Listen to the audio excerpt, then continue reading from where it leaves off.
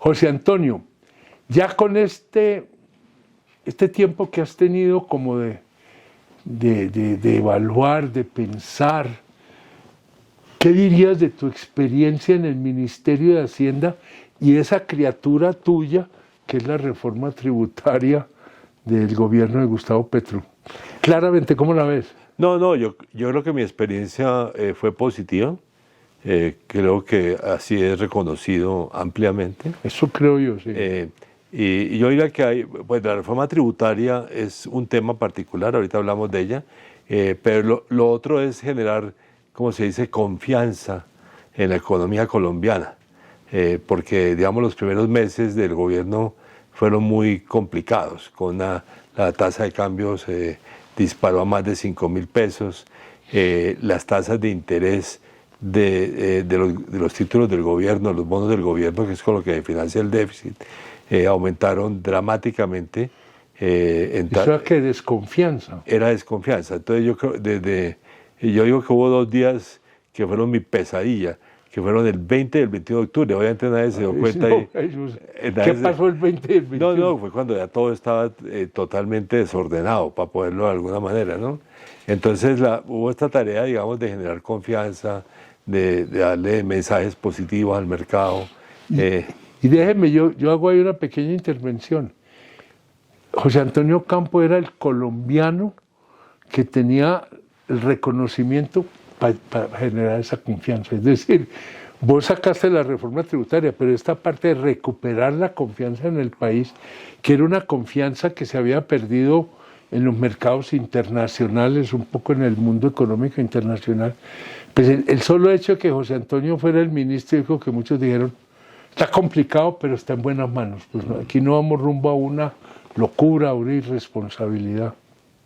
Bueno, muchas gracias. No por la cuña, no. No, muchas gracias por la opinión, pero como digo... No, pues que es cierto, no la dije yo, la dijo el mundo económico.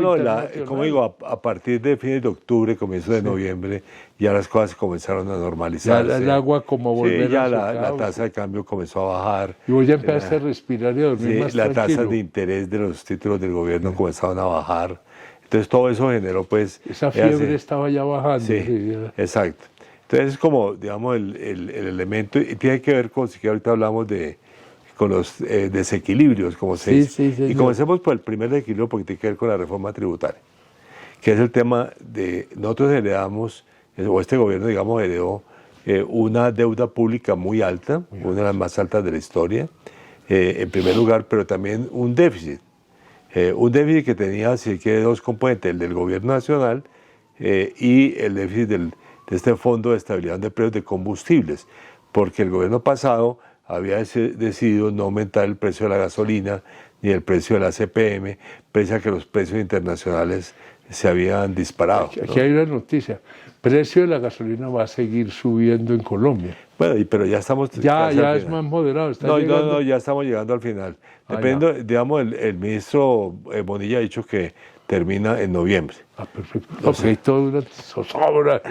No, termina en noviembre, o sea que son una buena noticia. Ya pocos meses más. Estamos 4 meses. 4 meses. Bueno, el ACPM sí es el año entrante. Originalmente habíamos quedado que comenzaba en julio, pero bueno, el presidente decidió aplazar ese inicio y ahorita va para enero. ¿Qué? ¿Y es porque tiene impacto directo en los costos de producción o...? No, sobre todo los costos de transporte y de buses. Sí, y manejo de la carga. Sí, de la carga y pasajeros. Ambos. Entonces él decidió esperar. Sí, pero el otro era más particular, ¿cierto? Sí. Entonces eso, pues, vamos a ver, pero en todo caso ya el año entrante ya no hay déficit. Eso era un déficit enorme. Enorme. Y ya pues se fue corrigiendo gradualmente y el año entrante desaparece el déficit. Es una cosa positiva, ¿no? Pero el gobierno nacional sí tenía un déficit. Entonces, digamos, ¿cómo combina uno un déficit grande del gobierno nacional, una deuda pública alta, con el financiamiento del gasto social, que es el programa principal del gobierno? Entonces, entonces yo desde el comienzo dije, la reforma tributaria es para poder financiar el gasto social, ¿no es cierto? Ese es como el objetivo número 1 de la reforma. Dado que los recursos públicos tal como venían, pues básicamente tenían que irse ajustando para reducir el déficit, ¿no? ¿Y sentís que con esa reforma ya hay una capacidad de financiar lo fundamental del gasto público pues del digamos, programa del gobierno? Yo, pues, obviamente, en los programas de gobierno siempre hay aspiraciones más altas. Sí, sí, pues normal. Este pues. gobierno, el anterior y el anterior y el anterior. No, Todos, y se va usted a Santander o a Bolívar, pues. Sí, entonces hay siempre la expectativa. Pero no es un descarrilamiento. No, de hecho, yo creo que el gasto del gobierno se está estabilizando en un nivel bastante alto. Digamos, y se irá normalizando, pero en principio a mi juicio, con esta reforma tributaria y bueno, y con otros factores positivos en materia de ingresos, ya se va a poder financiar, o se van a poder financiar los principales programas del gobierno, los que tienen costos, ¿no? Que, digamos, eso varía de reforma en reforma. Ahí hay un factor muy importante, y es todos los ingresos petroleros del país, ¿cierto? ¿Cómo queda situado en este contexto? Bueno, precisamente en forma, yo diría desafortunada, por el déficit de este fondo de estabilización de precios de combustible, si se quiere, toda la bonanza petrolera que tuvimos, se fue a pagar ese déficit. De esta manera se fue a subsidiar la gasolina y la CPM. Entonces es muy curioso, digamos, si hubieran dicho, bueno, toda esa plata va para gasto social, se hubiera pegado una disparada. Hubiéramos tenido unos... Pero ya lo vamos a poder hacer a partir del... Claro, a partir del año entrante ya la utilidad, o sea, los dividendos que le pague Ecopetrol al gobierno nacional van a poder utilizarse para proyectos de inversión. Sí. Cambio fundamental que no creo que tenga muy claro, ¿cierto? Y entonces, ¿vos crees que finalmente ese trabajo que se hizo fue un trabajo bien hecho?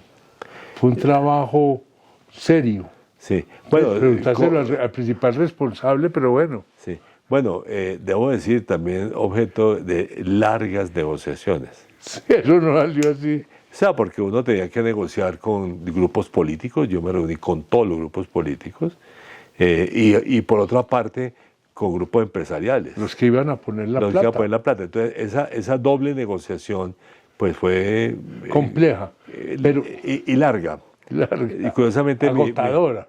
Mi jefe de prensa me llevaba la contabilidad de horas de reuniones. ¿Cuánto le acumuló? Entonces un día me dijo, ya llevamos 300 horas de reuniones. Entonces yo ni me he dado cuenta pues de lo dispendioso que fue.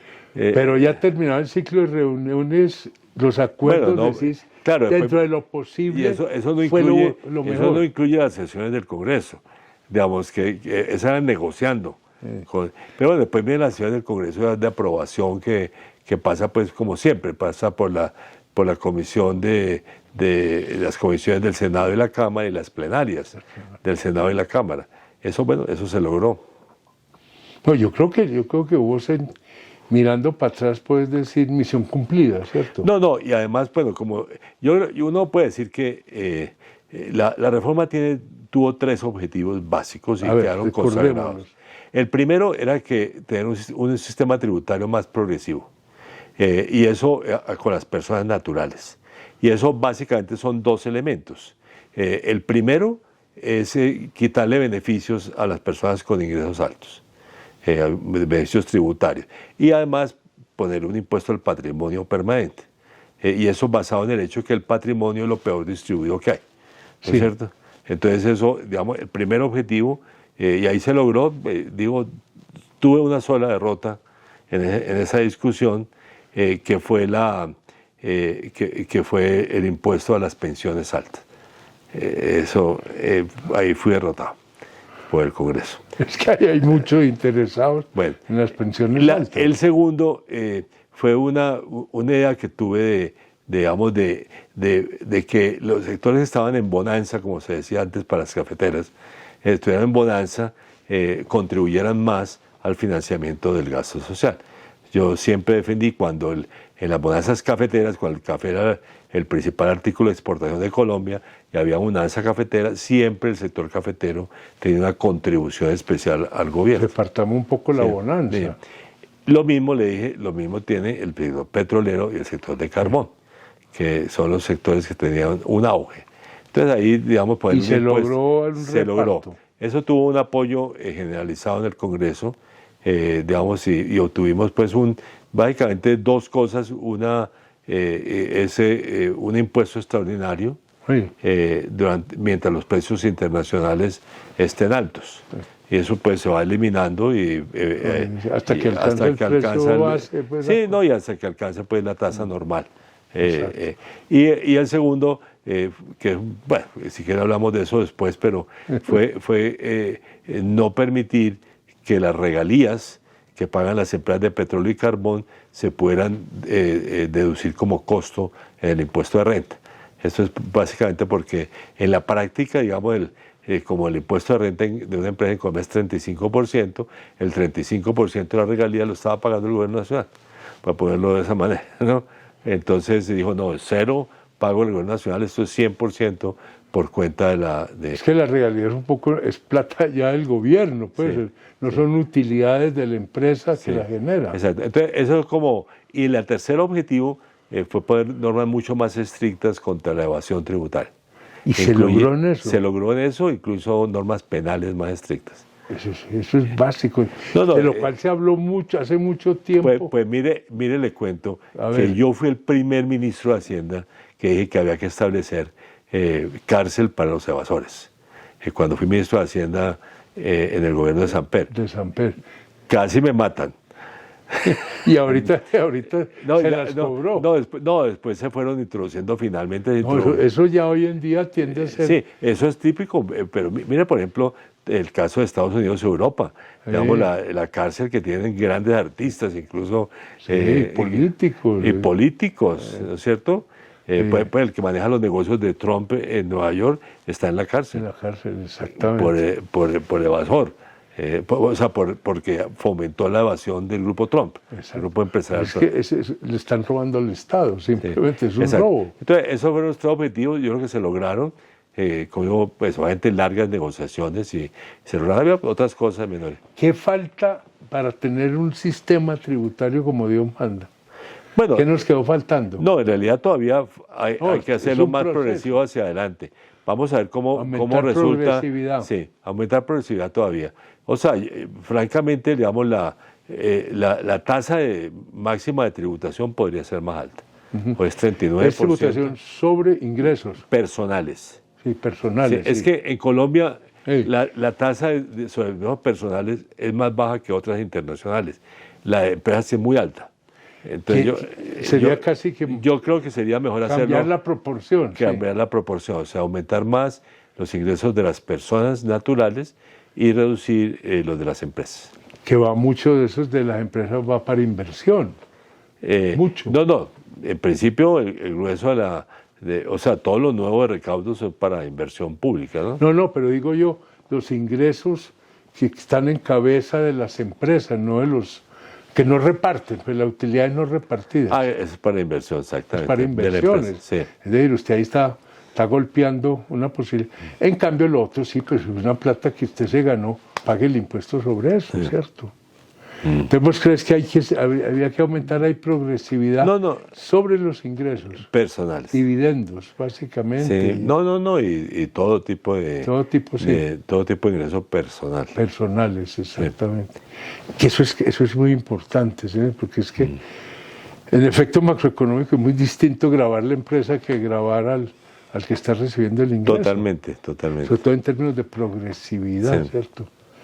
Pero hay un avance, es decir, hoy tenemos un sistema tributario más progresivo del que ustedes encontraron, obviamente. Así es. Yo creo que esta es una de las reformas más progresivas, incluso de América Latina. ¿Ah, sí? Sí.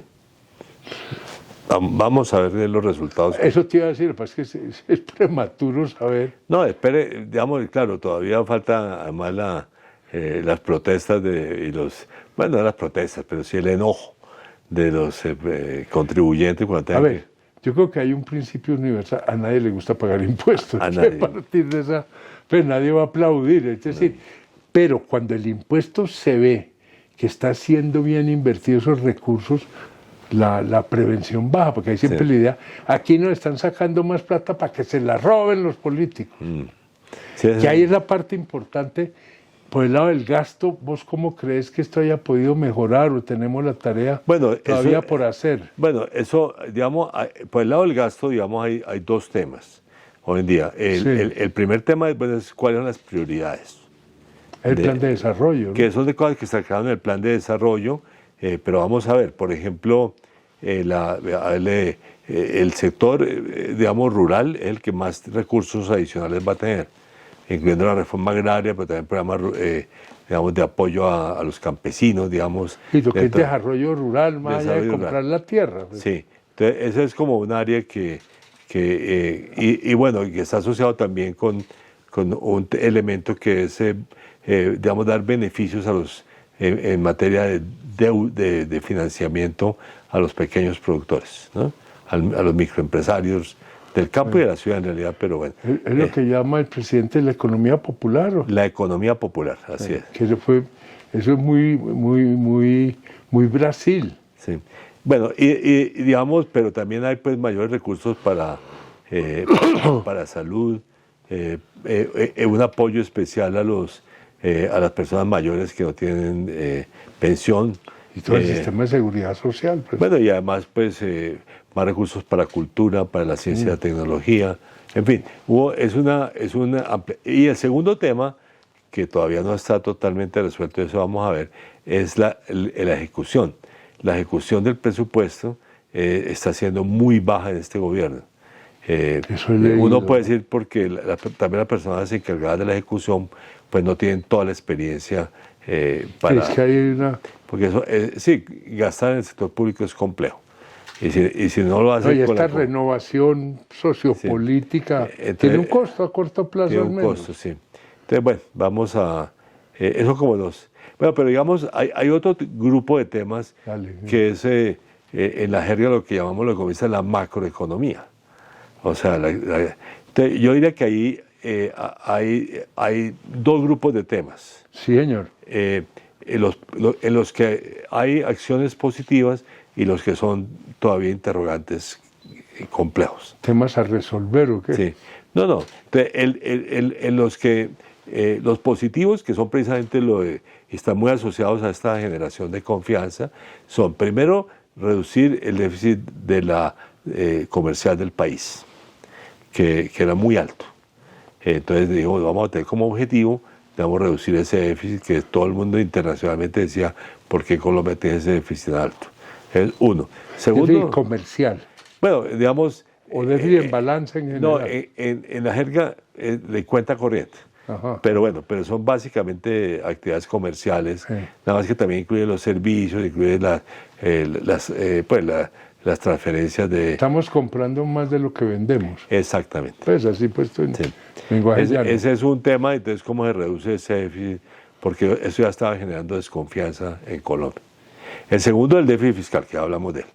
Y el tercero, la inflación, que es una de las pesadillas contemporáneas porque recorre el mundial y que están asociados muchas a la invasión de Rusia a Ucrania. Ahí estaba viendo nomás, ahí siguen bombardeando puertos para cerrar salidas. Entonces tiene ese problema de aumento del precio de los alimentos, bueno, también de otras cosas, pero o sea, combustibles, alimentos y fertilizantes que también vienen de allá. Vienen para... Aquí vendimos todo lo que teníamos.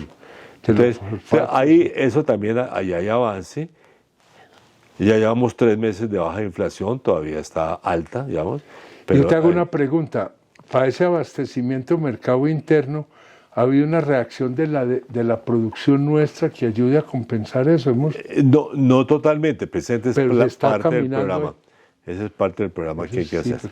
Pues tampoco volvernos autárquicos, pues esa hiperdependencia con el comercio exterior no es sano. Sí. Pero bueno, entonces, ¿usted cómo...? Eso es lo positivo. En la jerga de los economistas, los desequilibrios macroeconómicos que había que controlar. Ahí vamos en la dirección correcta. ¿Cuáles son los interrogantes? Sí. El más importante de todos es el crecimiento económico.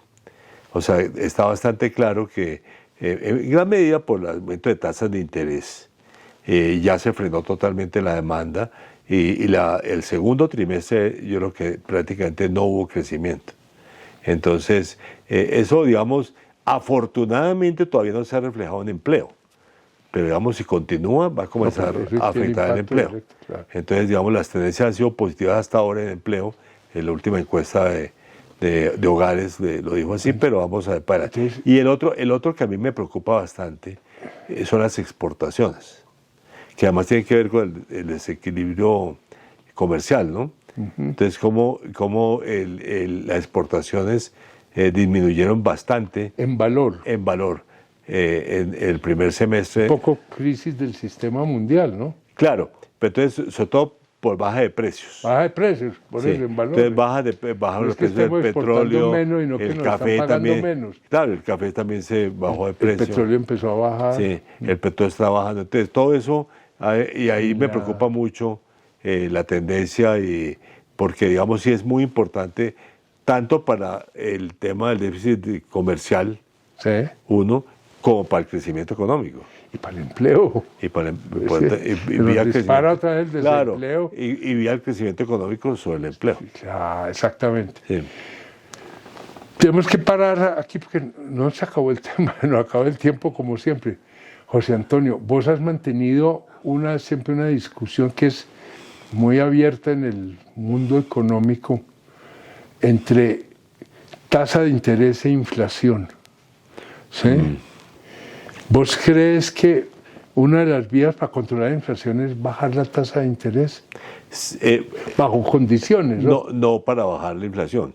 Digamos, porque si baja la inflación, se pueden bajar las tasas de interés, digamos, ¿no? Pues la inflación, ¿cómo baja si usted aumenta la producción? Exacto. Pues mi punto, mi recomendación, si se quiere, a la Junta del Banco de la República de julio, sí, fue que bajaran la tasa de interés, comenzaran a bajar la tasa de interés del banco. No lo hicieron. Entonces yo curiosamente puse un tuit y decía, bueno, ahora que no lo hicieron, en la próxima baja que es en septiembre tienen que ser más ambiciosos. Pero yo creo que ya es hora de que, porque es que la tasa de interés pues afecta negativamente la actividad económica y el empleo. Pues ¿qué es eso? Y si está afectada va a tener fácilmente un problema de inflación. Entonces yo soy partidario de que comiencen a Me parece que este punto es importante que se tenga en cuenta. Sí. José, como siempre, temas para discutir con su señoría 1.000.000. El tiempo es cortico. Muchas gracias. No, muchas gracias, encantado. Muy bien.